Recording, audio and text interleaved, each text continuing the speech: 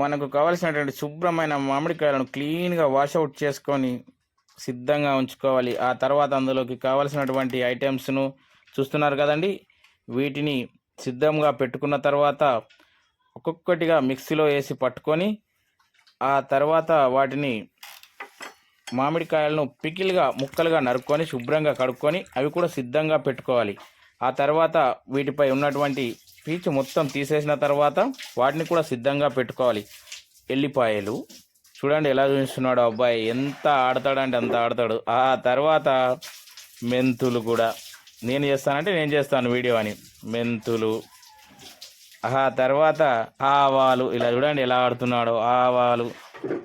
ఆ తర్వాత జీలకర్ర, వీటిని కూడా ఆడుతున్నాడు.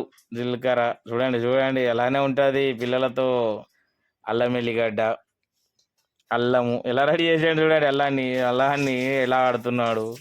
వీటిని ఇప్పుడు తొక్కు ఆవకాయ అందులో కావాల్సినటువంటి అసలైన మర్చిపోయాము ఉప్పు అండి. ఉప్పు, అదో కారం, మిరప పొడి కూడా సిద్ధం చేసుకున్నాము. చూడండి ఎలా చూపిస్తున్నాడో కారం. ఒక్కసారి కంట్లో పడితే తెలుస్తుంది. ఆ తర్వాత వాళ్ళ మమ్మీ మొత్తం టోటల్గా ప్రిపేర్డ్గా మీద రెడీ చేసి పెట్టేసింది. మేము వీడియో తీసేలోపే మొత్తం రెడీ చేసేసింది, అన్నీ వేసేసింది, రెడీగా పెట్టేసింది. ఆ తర్వాత వా వా నోరు నుంచి ఆవకాయ రెడీ చేసి పెట్టింది.